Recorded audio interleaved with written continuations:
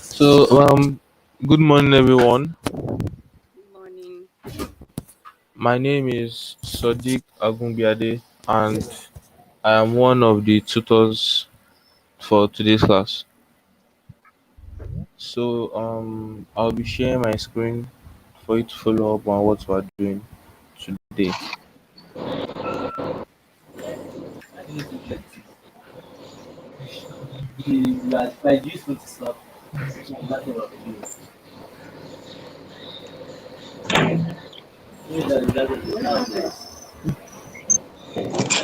Okay. So, last week, I mean, sorry, the last class, we treated the if and else, the if and else conditions, conditional statements. Then we worked on loops, the for loops, the while loops. So, if you have any questions on what we did last class, please you can start asking in the chat room. Let me see.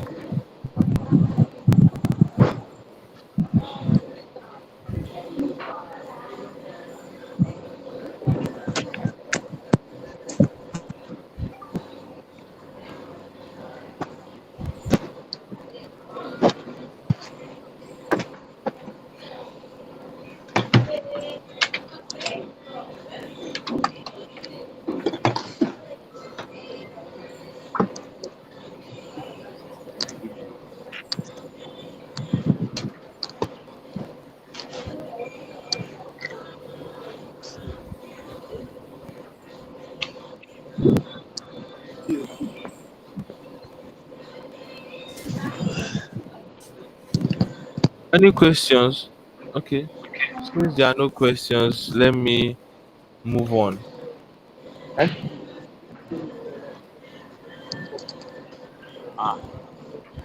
Where is ID card?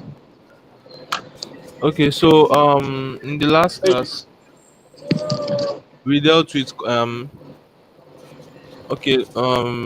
recapped on what we have been taught so far in this class.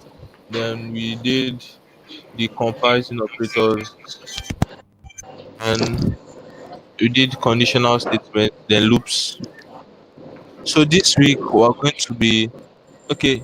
Yeah, last class too we started data structures, the list, the tuples, and I think dictionary, then the sets.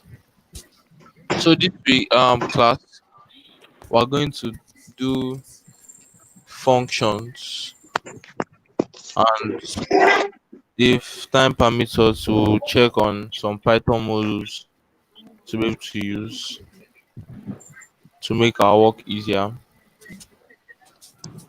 Okay, so let me set this.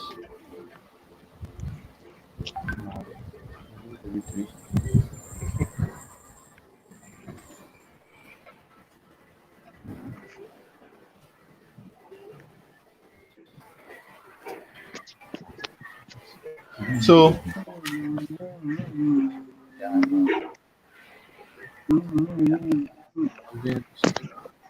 okay, let's start.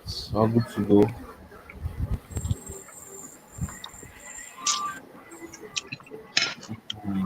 Sorry guys, just give me a sec to do some stuff. So recapping on what we did the last time, the list the list is a collection which is unordered and is changeable. That means it's mutable. It can be denoted with a square bracket, while your tuple is a data structure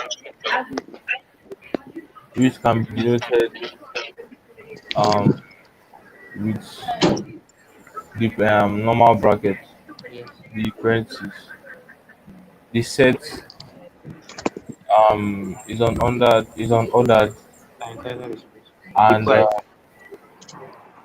You can denote the set with your curly brackets, so as a dictionary. But then a dictionary has key value pairs. That's the difference between it and its key.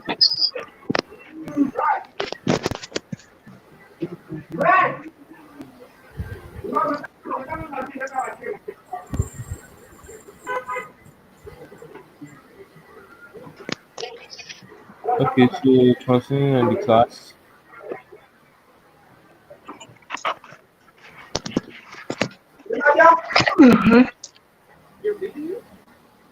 So is everyone following?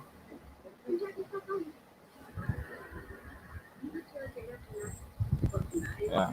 Okay. In the chat room.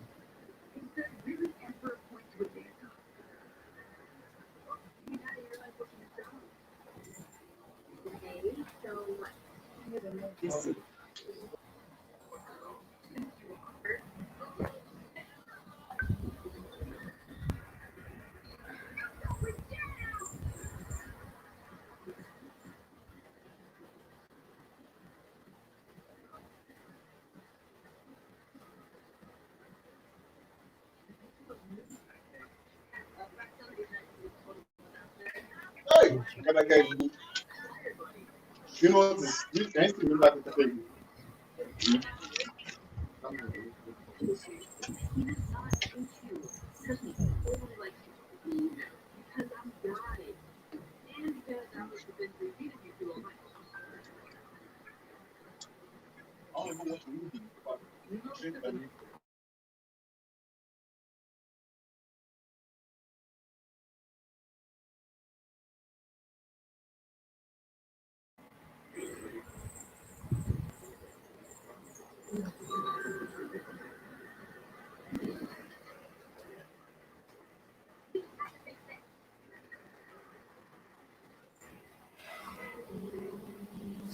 Okay, so I was talking about the list, the tuple, the set, and the dictionary data structure.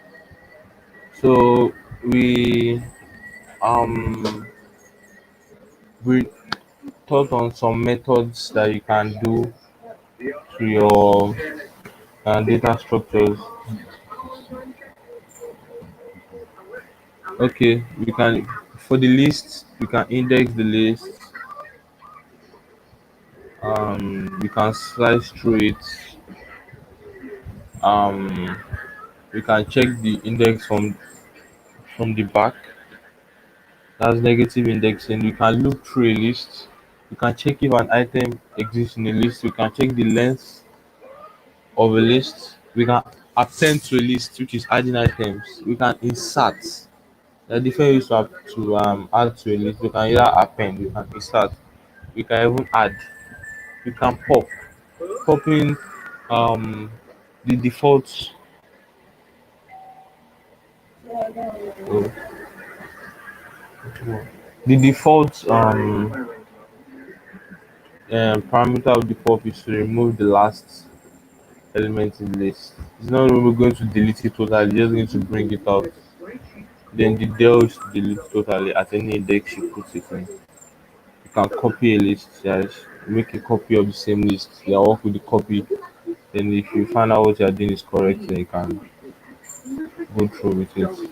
You find out why you should do that when you start working with projects. You can join two lists together just by the adding sign.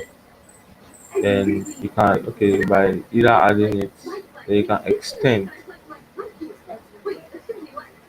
different methods in your lists. So for the tuples, um, you can same thing, not really though. You can index through it to negative index. You can slice through it. You can change the tuple values,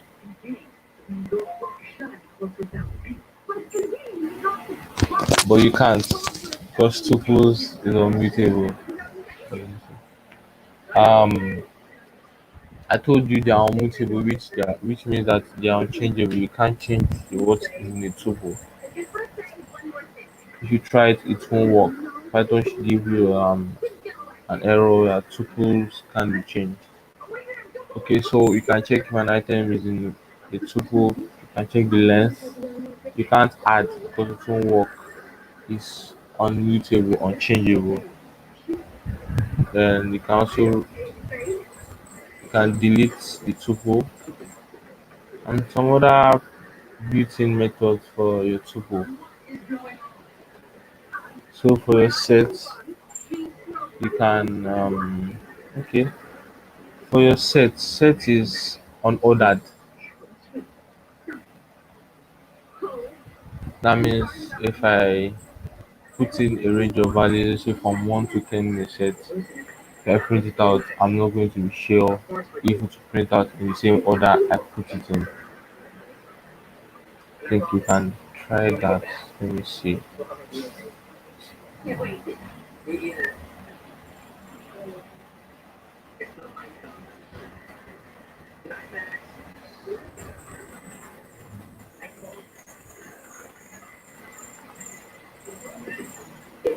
Okay, so I think this is a tuple.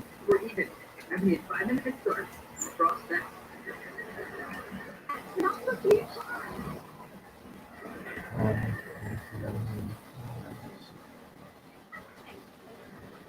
okay, so it prints the tuple.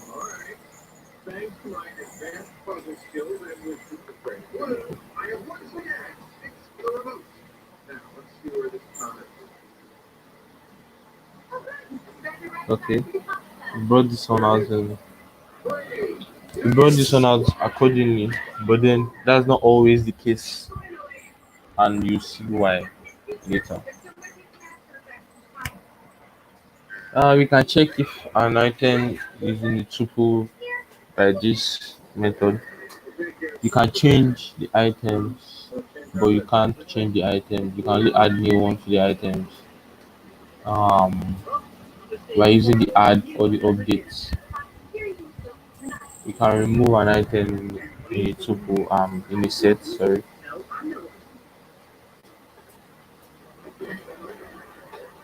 Okay, and some other methods. Then dictionaries. I'm just going to skim through them because we don't really have much time to start explaining what we did last class.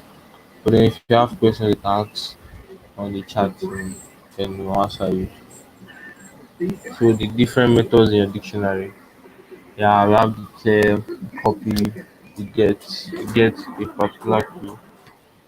Items, you return the key value pair. The pop removes. I told you what pop does. The same as list. The updates what it does. You can look through a dictionary.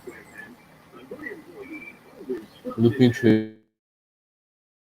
a dictionary. If I do this, uh, these are dictionary works.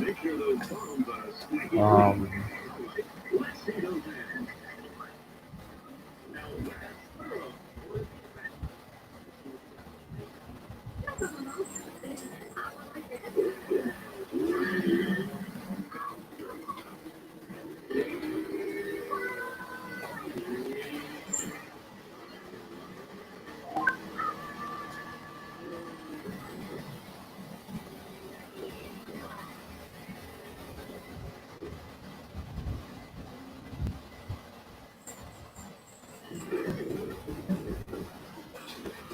these are to look through your dictionaries.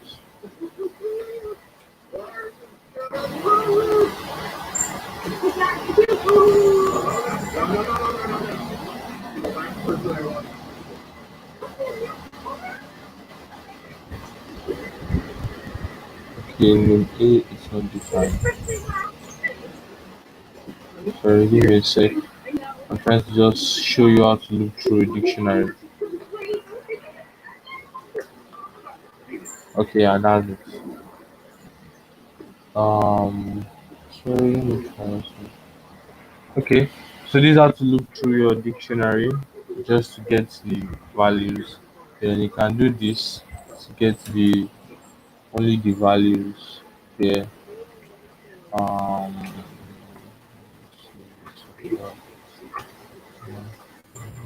Sim, sorry. Um, yeah, just values of dictionary. Okay, so next up, okay, if and else. So for the conditional statements,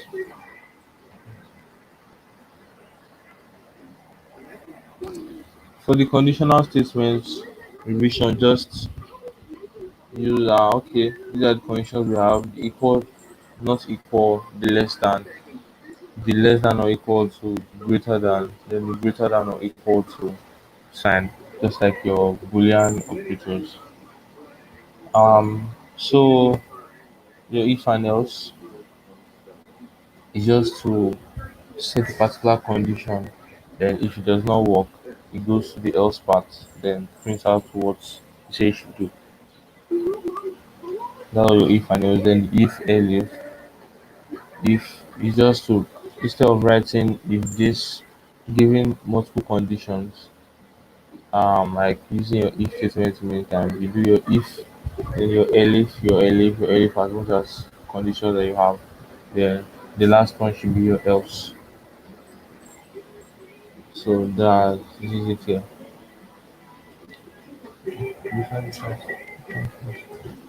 Okay, so while waiting for the tutor to take the functions, let me just revise a little bit with the while loops. The while loop. Wait, let me see. Give me a sec. Let me just load. Um,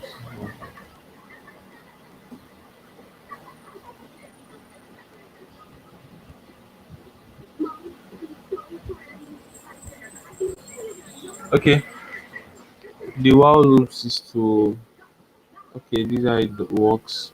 Just while this, then do this. Same as conditions. While this, do this. Then if it does not meet the condition, then it won't work. For your break statement is when you want to stop the loop. I talked about infinite loops, which is not what we want. This example of an infinite loop, while true, print one. It's always true. So to continue to print one, it doesn't stop. It doesn't stop. See, look at this as moving, doesn't stop. So let's break it.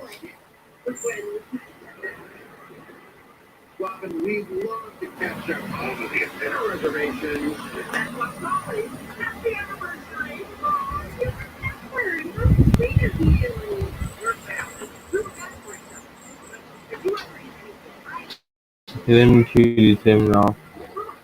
So infinite loops just make your computer just to hang, like mine is doing now. So try not to use your infinite loops. Okay. Let the next tutor come and start teaching you functions, which is what we have for you today. Okay, Babatunde, move on. Good morning, everyone. I'm Babatunde. So now we'll be starting functions. Let me share my screen.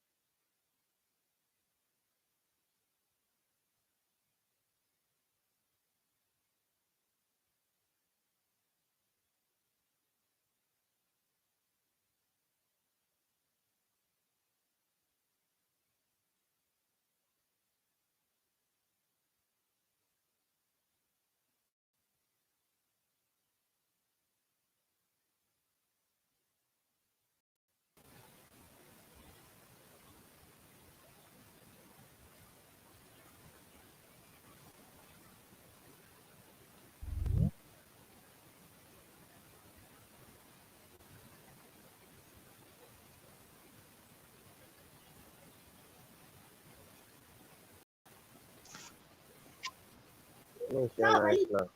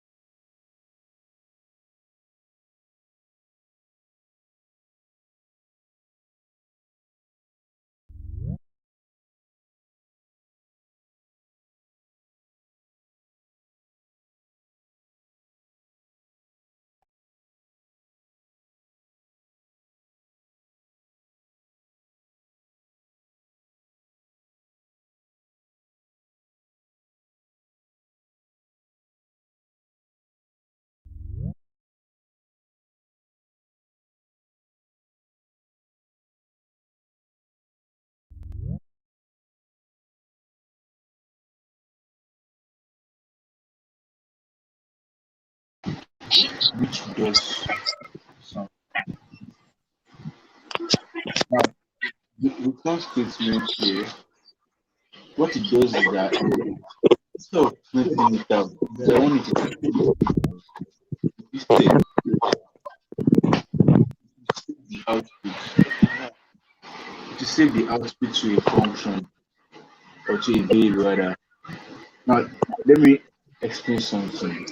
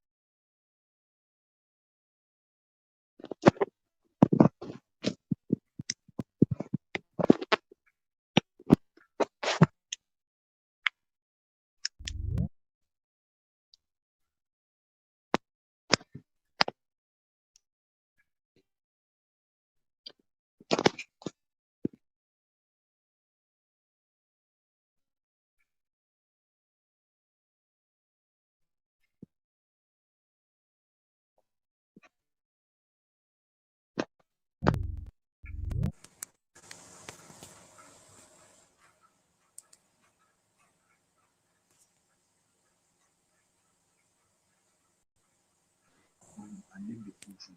Since they knew that they could do everything they're supposed to do and they knew it function. But it won't save any variable or it won't save any value to the function. And that's why when we printed the function out, we had none. But if I should print my area of triangle now,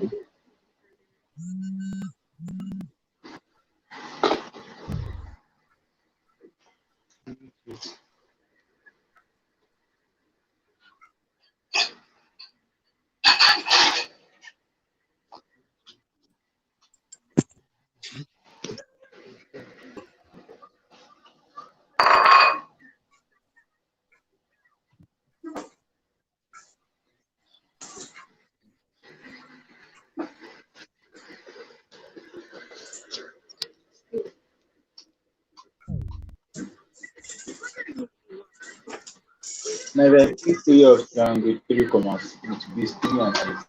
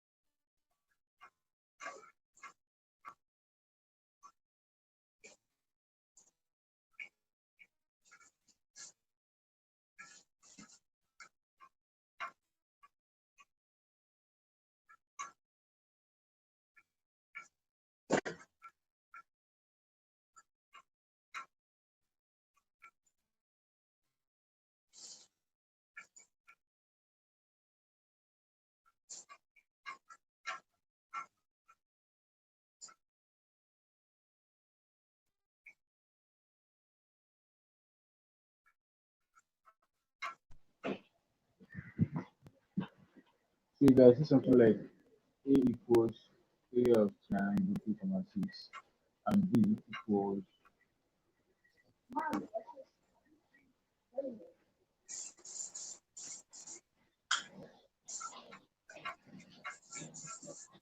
now let me print A and B.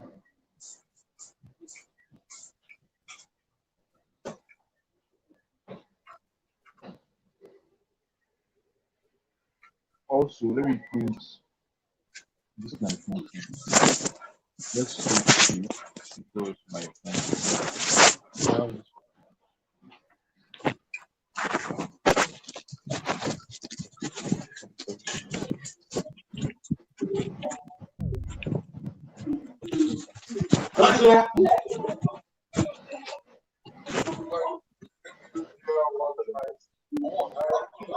Let's see.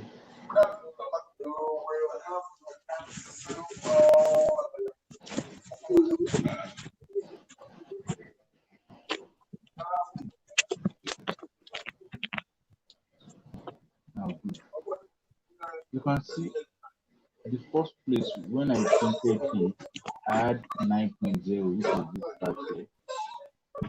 Then secondly, when I printed B, I had 18.0, which is this one here. And when I printed C, I had these two. So let's look at what happened here.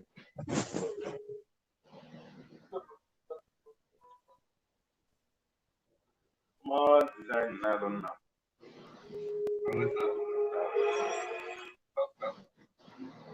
Different year. Or just if we have computer part, yes, no,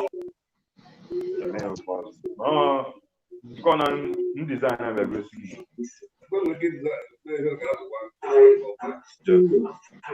Or chokwa, or picture selection. Perfect. So look at this now. When I never use the print on it,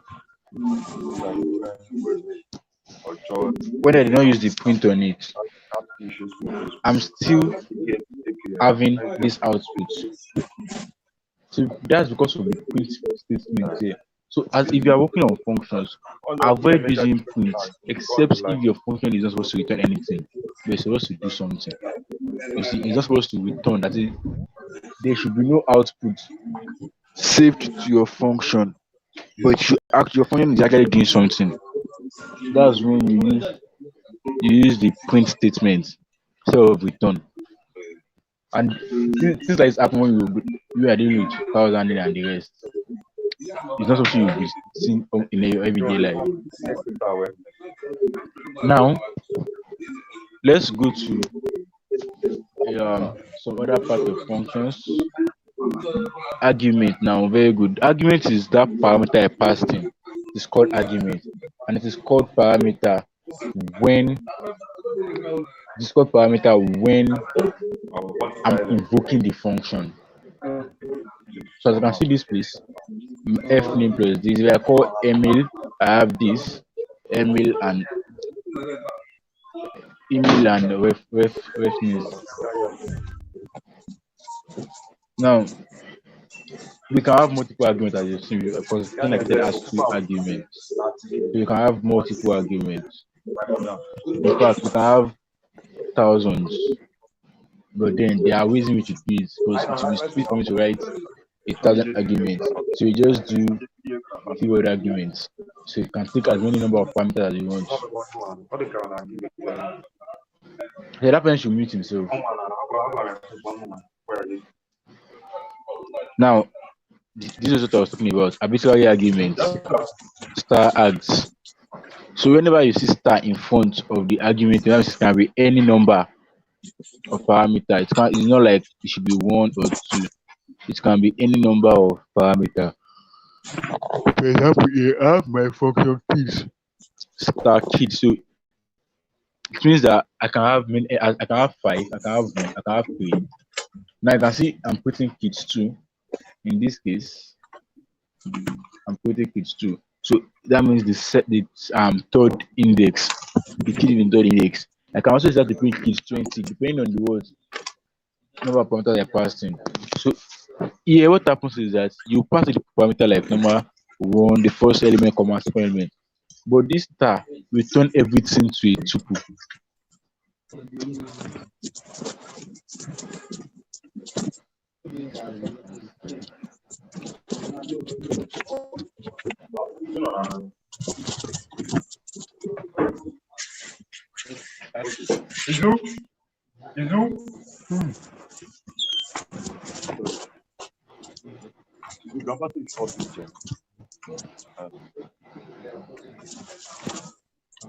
So now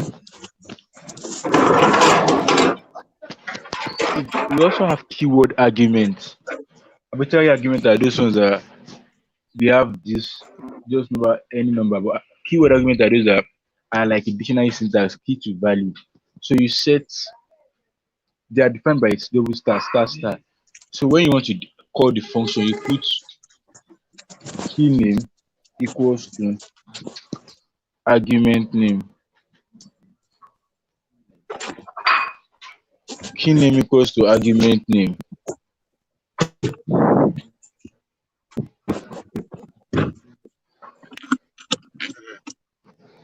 So we have key name. So it's number two of the same. So we have key name equals to argument name.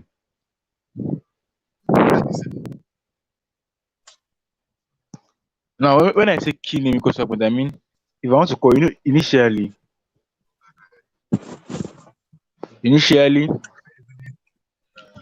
the youngest child is this, as you can see here.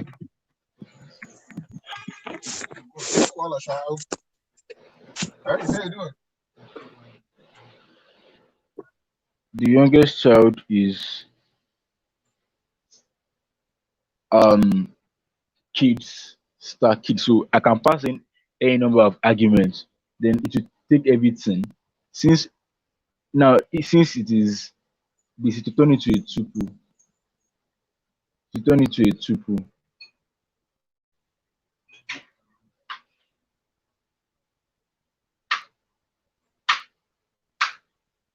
return it to a tuple. Now, if you're not dealing with keyword argument, you write the key name and the argument name. So you now call it like a dictionary. And that's where one of the parts where the dictionary is used to. So it's easier for me to say kid with I can say first kid equals to this, second kid equals to this, third kid equals to this. So it is easier for me to call it like that than calling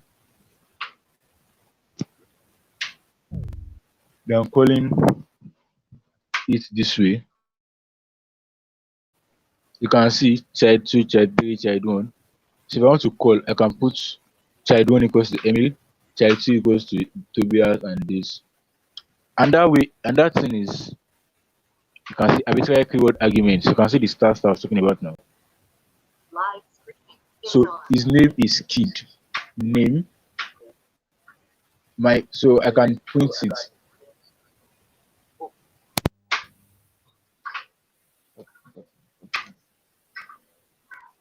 Now, what do I mean? So if I do something like this,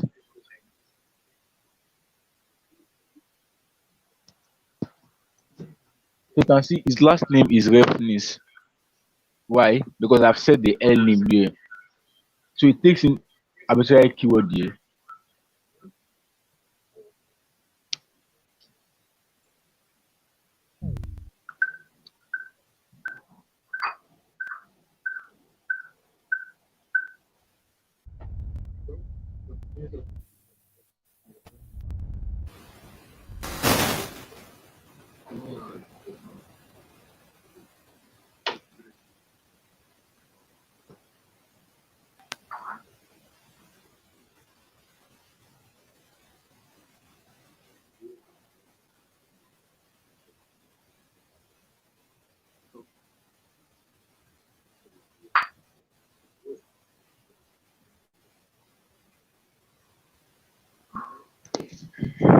So it's more this arbitrary keyword argument is more like you having like a dictionary with any number of key value pairs. With any number of key value pairs. So you can have like 10, you can have 20, depending on your use case. So that's it.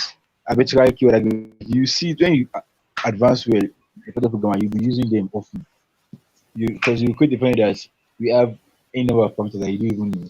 The user can add more parameters to it.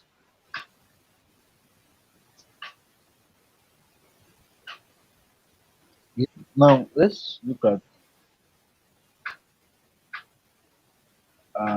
default parameter now. Now you can start a parameter with default arguments. For example, my country, this function I'll take it country, but default argument is Norway. It works the same way. Only that if you don't pass any parameter to it, it takes country to be what Norway. But if you pass parameter to it, it overrides this Norway. If there's nothing there, you just take the country as Norway. Look at this part now. As you can see, it gave us Norway here. Even though we didn't pass anything, we are supposed to get error. So it gave us Norway.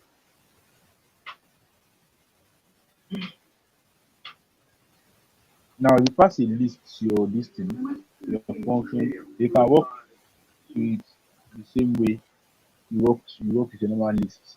Depending on your project. You can see the look here and the printed value.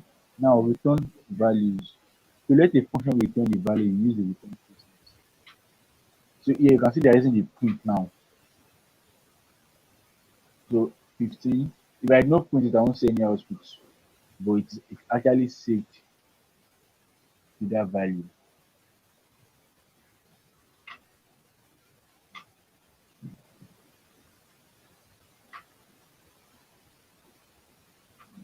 Like I say, I'm getting those two values. That's what 5 and 9.5. The first one is not there. Now, pass is when, let's say you want to do something and you want to create just a function you don't have anything to do in the function yet. For example, when you are working in classes OOP, You have your init function. That's your constructor. For those that come from other languages like Java, you have your constructor. Then the constructor, what it does is this: is where you define your variables that you use, the global variables that you use in the function in the class. Now, maybe for example, that class does not have any function that variable that you want to add to it, but you must actually define that constructor. So you just put pass there, nothing. Just put pass. So it does not do anything. It just make the it does what it does is that it won't get any error when you run that code. Then recursion. Recursion is when you are doing instead of using iteration to perform your task, you'll be using recursion. What do I mean by using recursion? So here we have recursion is a common mathematical and programming concept. It means that a function will call itself. Well, for example, if you look at factorial, very simple example in mathematics. In mathematics, we have when we say recursion, say factorial, what we mean is 5 factorial is what 5 times 4 factorial, and that's 5 times 4 times 3 factorial. So as you can see, it's more like as if you are calling that stuff again. So it's not like a function calling itself. Our function is factorial. 5 factorial is 5 times 4 factorial. So our factorial function is calling itself until we get to a particular value. Then we what? We leave it. We move out of the condition. So that's what the question is about. So they have an example here that returns k plus k minus 1, else it should return 0 while k is greater than 0. If k is greater than 0, you want it to return k plus k plus that function when you call it to k minus 1. Just like our factorial, the difference that we are multiplying instead of what adding. So now let's look at how it works. There are some times that you want to do it iteratively and whether you want to do it recursively. So you can see here, you are printing. So you printed results. You started from 6. So 6 plus try 6 minus 1 is what 6 plus try 6 plus 5 plus try 4. That's 6 plus 5 plus try plus 4 plus try 3. So you end up having 6 plus 5 plus 4, 15 plus try 3. That's 18 plus try 2. That's 20 plus try 1. That's 21. And since if it is less than 0, we should print 0. We should just return our result 21. Simple as that. So that's how recursion works. It can be more complex. It all have to do with you practicing.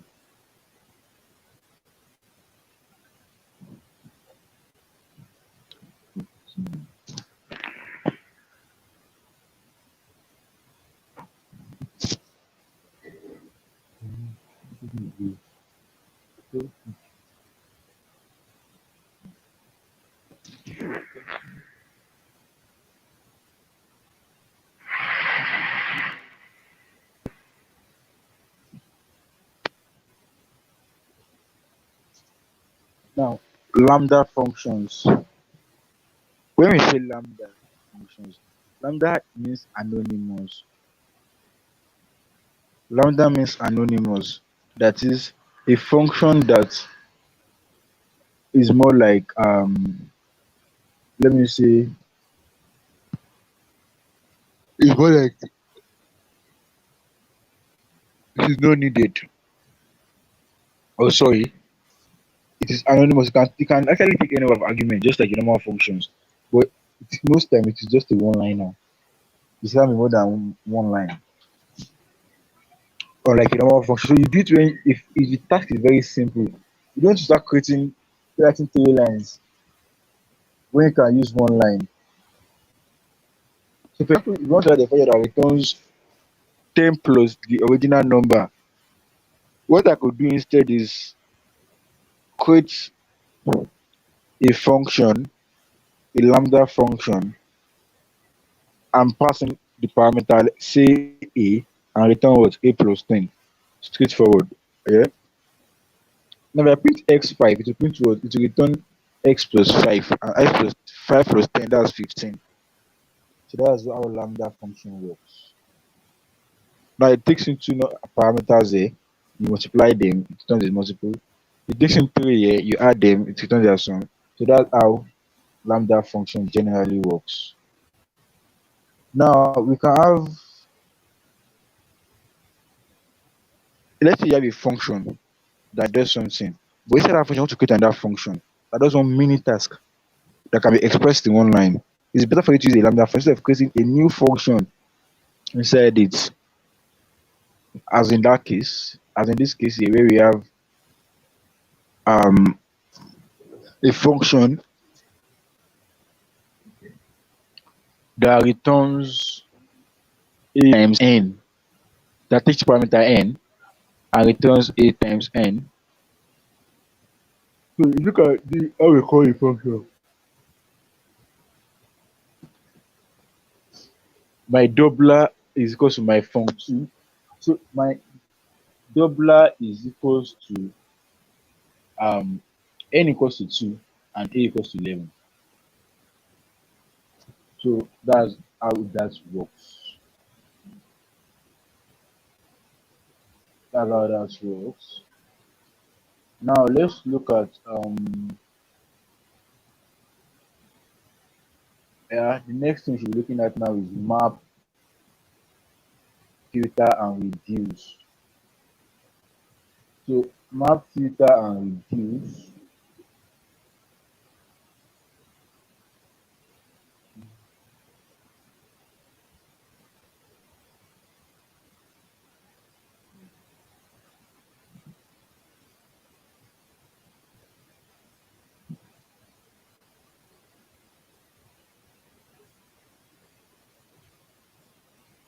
Now map is used to map a number or a function to an iterable. For example, you have a function that you want to you have a list that you want to return x plus 10 in that list. You want every element there to be equals x plus 10. What I could do is I could create a function, a lambda function preferably, since it's just something very simple. Then that will return, take an element and return the element plus 10. Then I'll map it to an item. So it takes every element in that map, then that list, and apply the function on it. So that's what map does. It takes each element in the iterable and applies the what map function, the function inside it, and returns a new iterable, a new iterable object, a generator object. As you can see, when we printed x here, we have a map object. Here we map my function should be what a plus b, and we map it to two things. So it takes each element here and what and returns this addition. So apple, orange, banana, lemon, cherry, pineapple. Now if I print x, I have this map object. When I now print list x, then I have something that I can easily understand. While zip, on the other hand, it takes two items of the same, it takes items of the same length and puts every element in the same index inside one tuple. So it takes every element in the same element and in the same index inside one particular tuple. Then I can have an object that contains tuple. I don't want to say a list because it may not be a list. But for us to see how it works, we basically most of the time just turn it to a list. We just turn it to a list most of the time.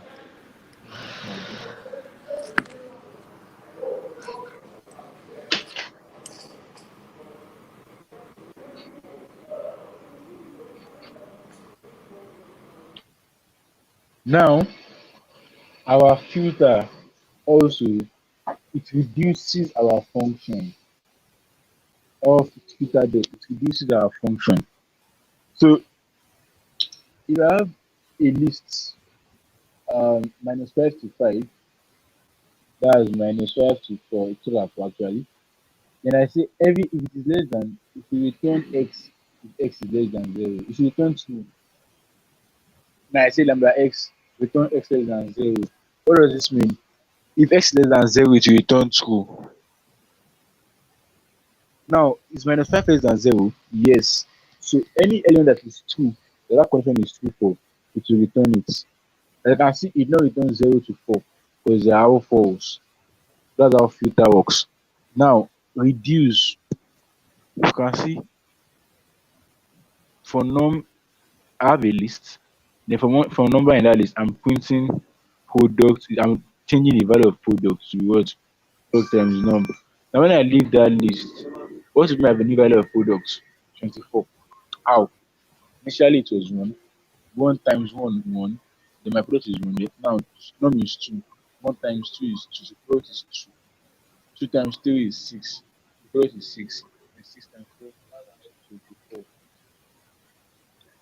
Now, if I use functors, instead of doing it this way, I could use this module or this function in the functors module, reduce. So I pass in with this, I pass in my condition and I pass in my output. X comma y, it should return x times y. So it should return x times y. So it will, instead of normally, our list comprehension or our lambda function will have to create a new iterable, but this one creates a new, it creates a new element, just one value. It reduces that list to one value. That's it. So that's all for the first part. Now, if you look at Python modules and PIP, now Python modules, we have Python is one of the reasons why Python is one of the most popular language now is the community. That's a high, that's high number of community. Now, modules are just files. Modules are things you can create yourself. Any file that is saved as a .py file is a module.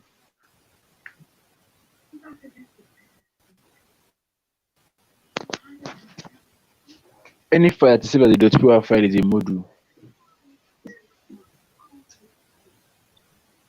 For example, if I look at this file here, all this file now, this question.py, loops.py, operators.py, they are all modules.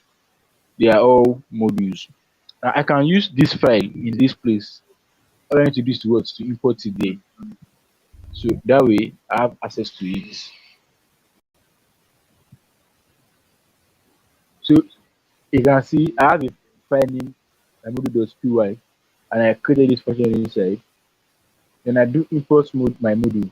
Then I now do my module dot, what do I want to call the function greeting, then parameter. Then if I run this example, I'll get my output. Now variables in modules. I have this variable here. When I now print my module.person. Now explain this part. I'll have my dictionary out.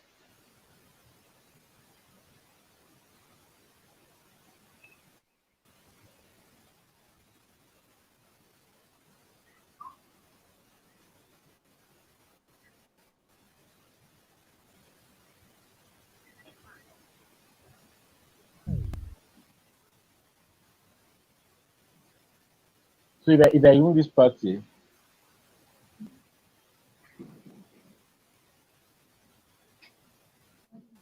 and I print my a, it will return a dictionary object, which is the value that was saved as my module.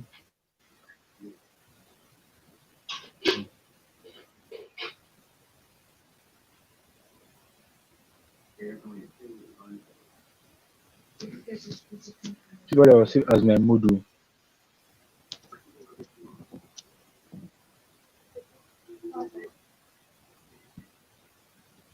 So now,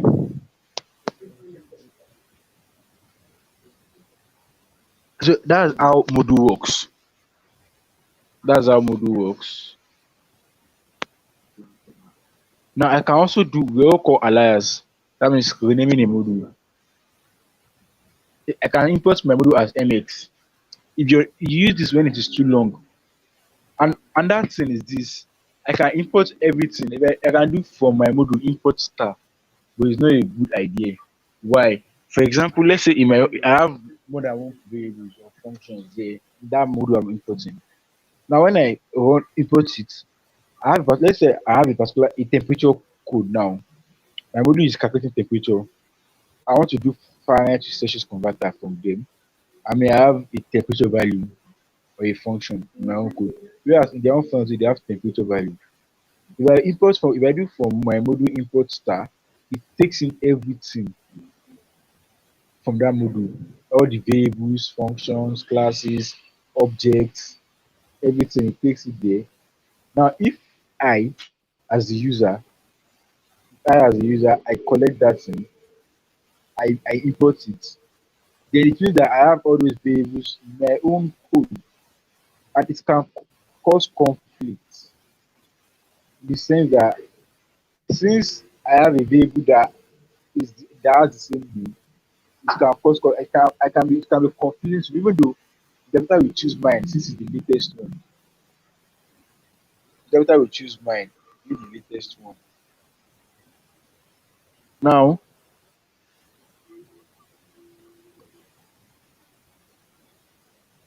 what is the correct stance to import a module name and module? I can just do import.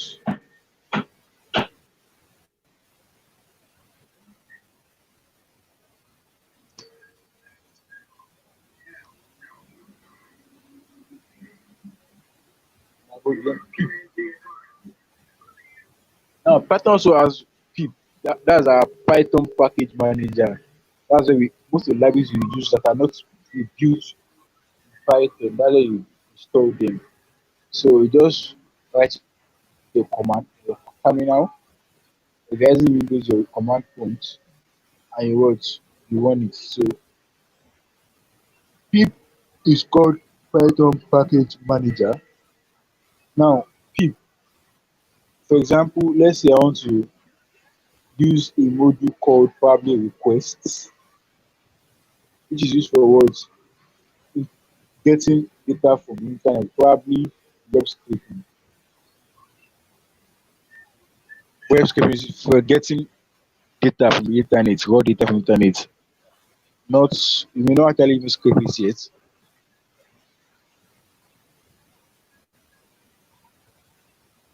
Now,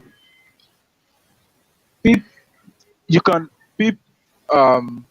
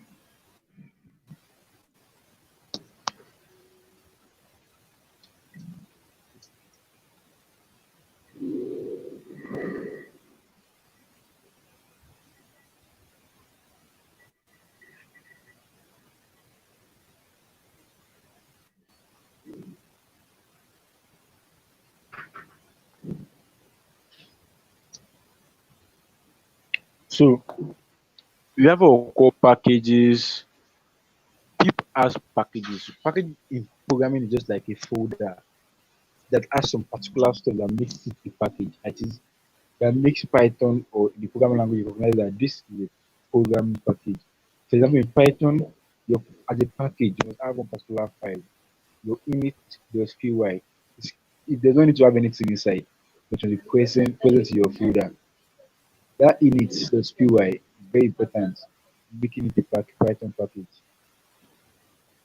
So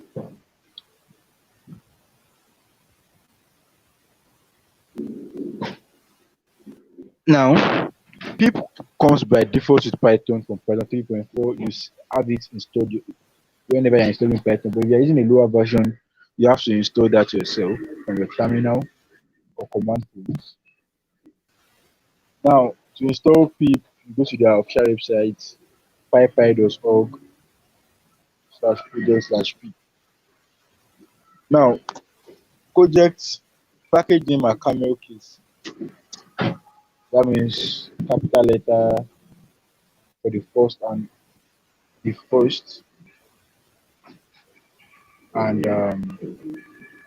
each element, each letter in each initials of the word starts with capital letter. So now I can do import. I can import a particular module. Then if I want to print probably maybe a function or a class there, all I need to do is that module dot as you see when we created our own module, we did the module dot our own or the function we created. The same way with Python packages too. Same way with Python packages too.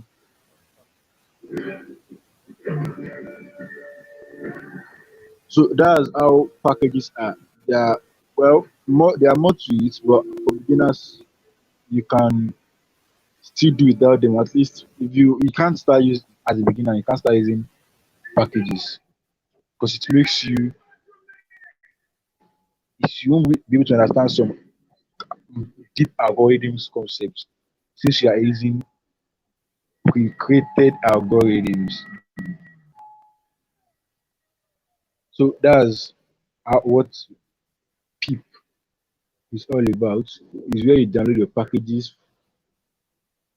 Now strings, we have other string methods. We have so next here is string methods. We have string methods lower, upper.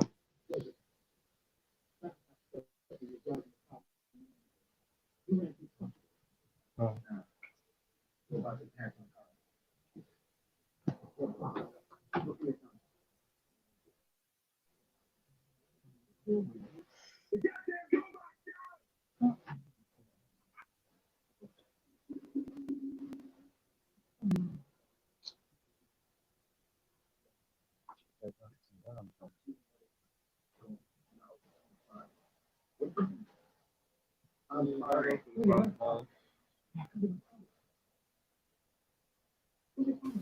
So we'll be running off here. I'll be sending the materials to you guys.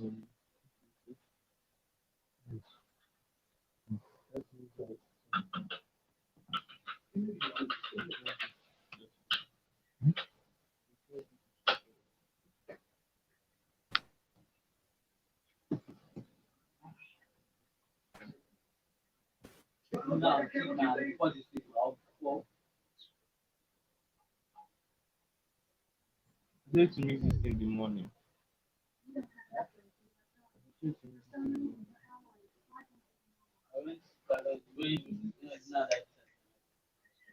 Close pass my phone.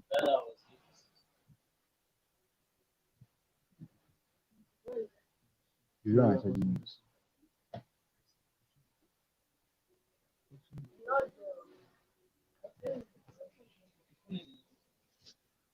So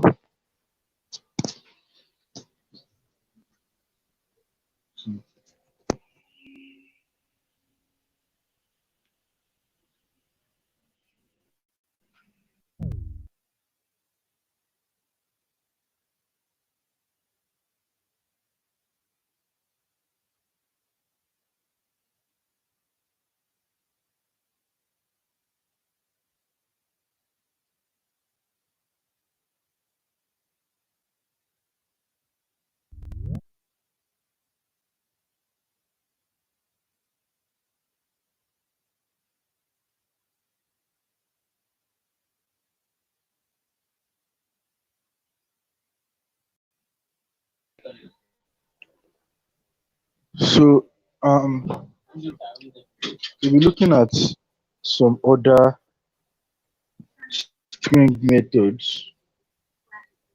We have the lower, the upper, start with, end with, um, um, is digit, is alnum, is is pointable, and so on and so forth. So let's start with that lower. You have a string and you want to check if that letter is a lowercase letter. You just do is lower. You use the is lower method on it. So if it does true or false, is digit for number, is alnum for alphanumeric, is alnum for alphanumeric,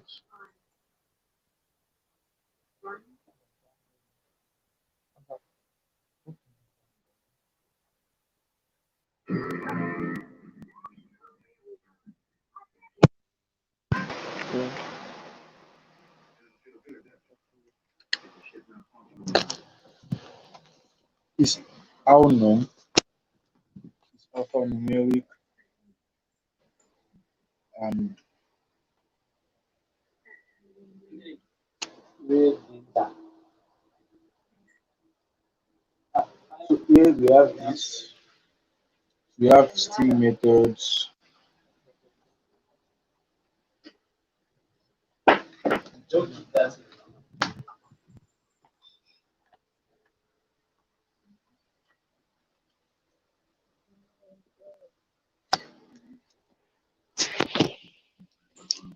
we have string methods.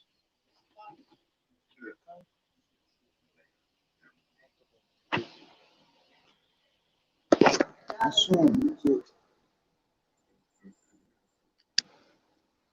they are just something. Let's look at some of them.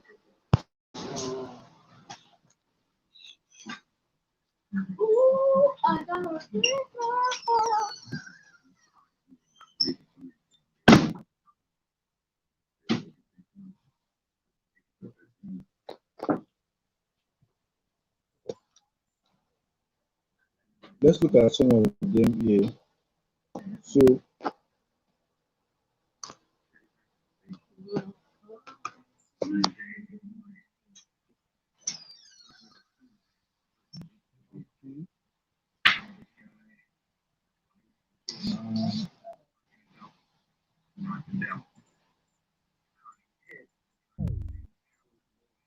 the string formatting.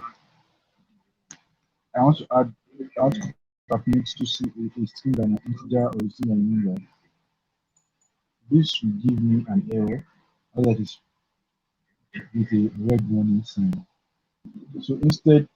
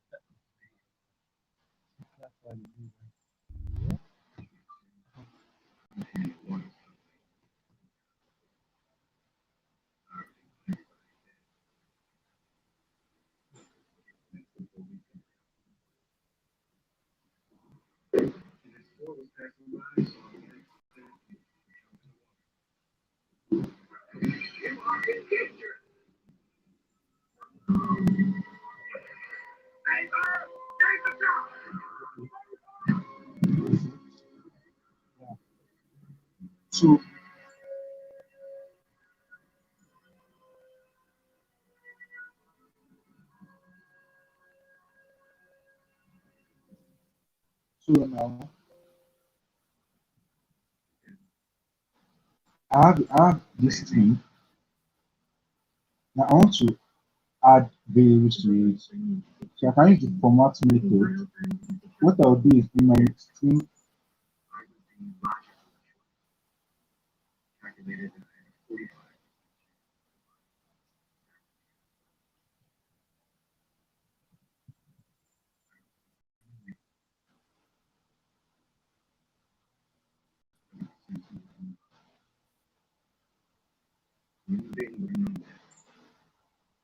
So here in my screen, I have the format method that will use our dictionary or place it in their location.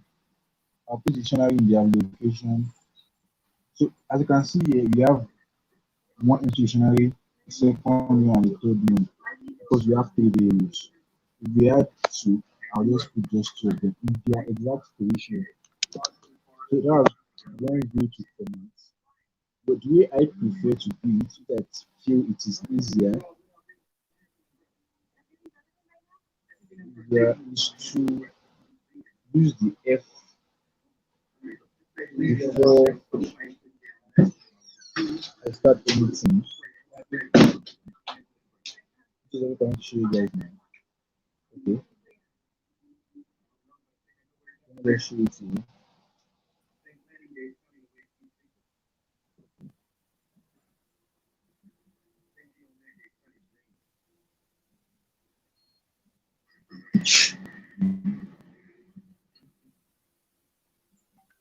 Just see.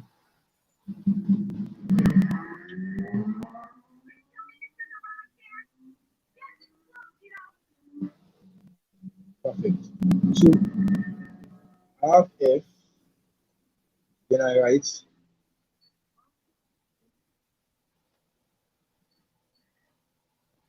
now.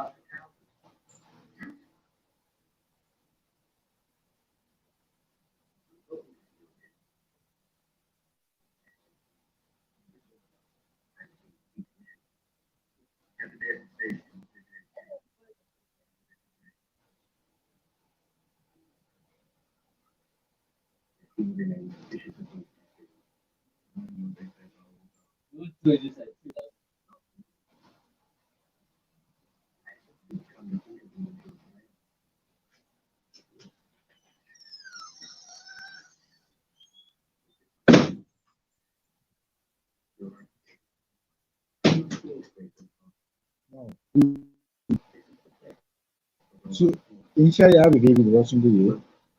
Then I put F in front of the quotation mark. So what I'm telling here is that take this as a formatted string, so it will be formatted. The same way we had before that was for the format method. But the difference here is that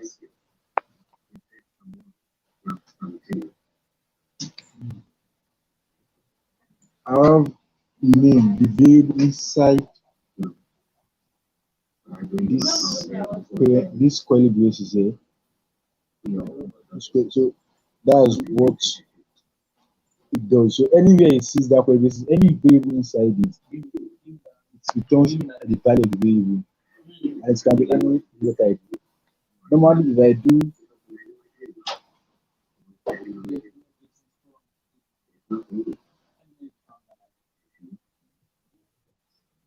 I'll get error. I can't ask it to eat. So I should do something like comma. But there, this is giving me a tip. But that formatted view is like one of the best way to format your strings easily. And since it's shorter than this, escape characters allows you to use double quotes to fit the problem with.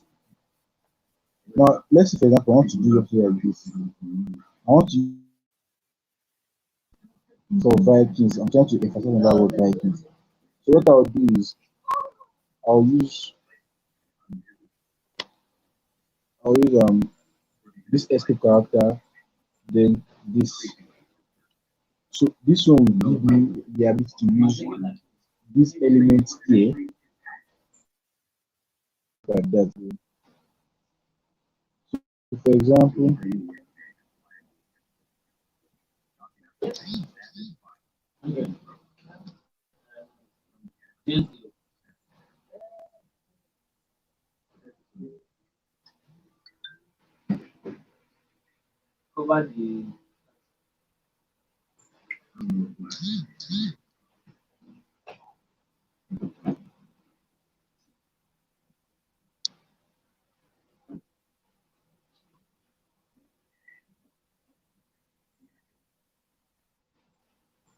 So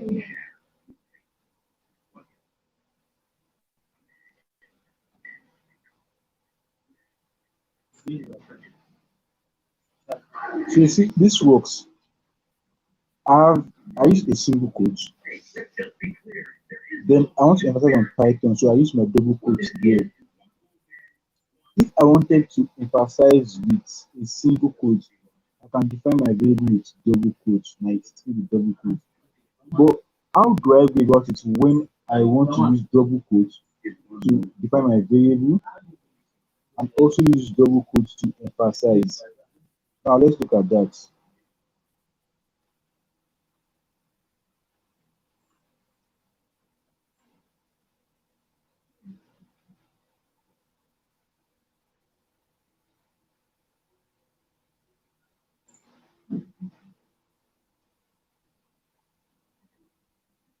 Very good. You see, I'm getting error. So what I would say is this: Python sees this part as one string, then it's expecting me to concatenate it with this, which I did not. I'm having error here. So what I could do instead is to use escape characters.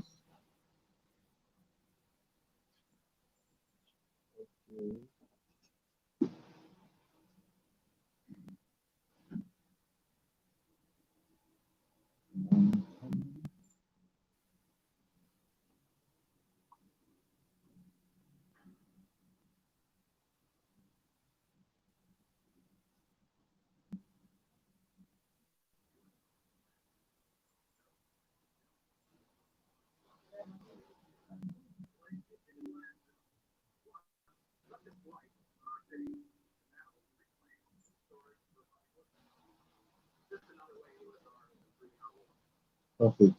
Now you can see that I'm able to use my double quotes, even though I use my double quotes to initialize the string with the use of the help of the escape characters.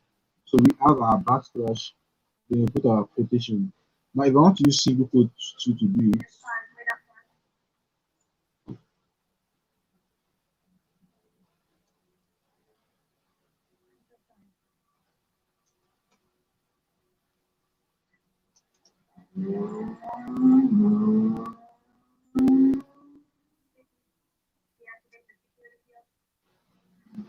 see the same thing because of the escape characters. We have plenty of them.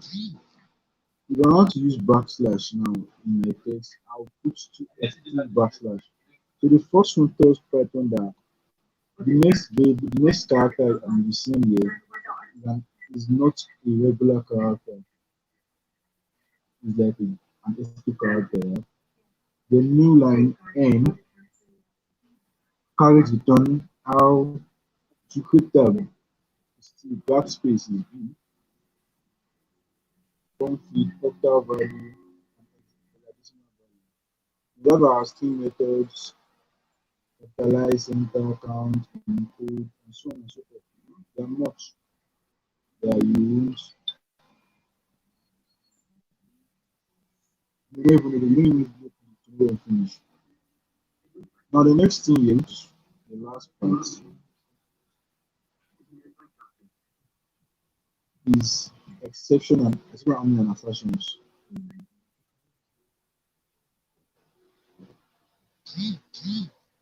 Now let's look at this part here.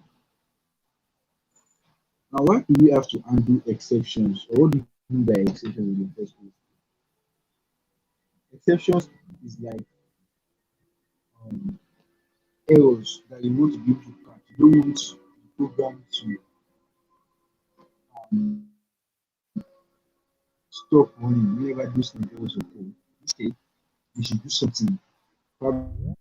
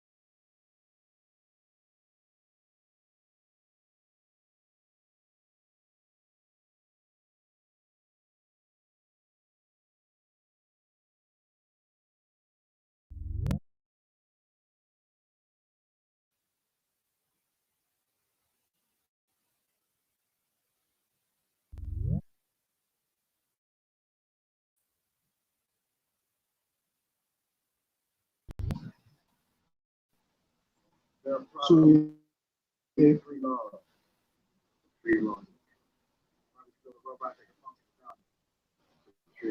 no perfect. Now looking at this, if I should run this program, let me comment out every other point.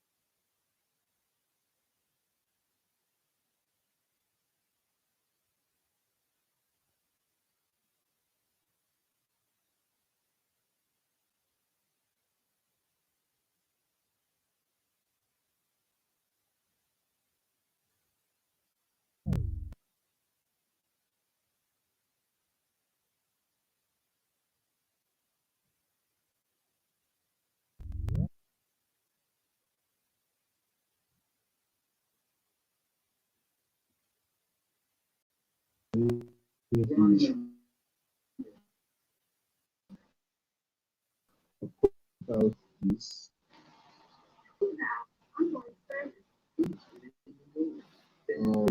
reading.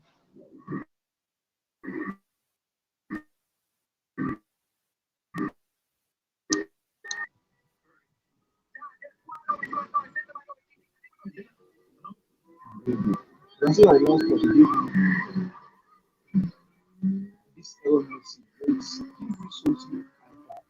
You can understand why it's giving that error. So take care and like and cut errors. Now let's look at this other part here.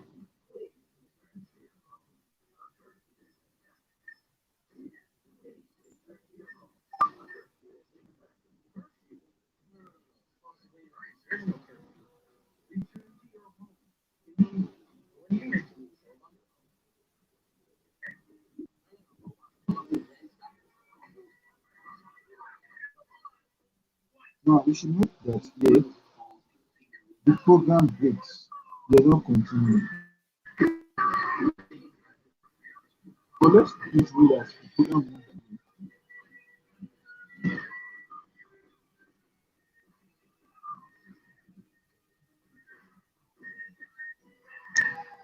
So now let's look at this function. It takes a function name node and that takes less than a thing. This parameter node and returns another string.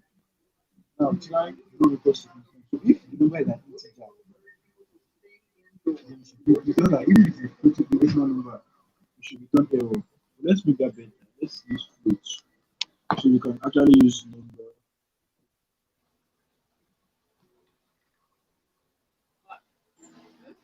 So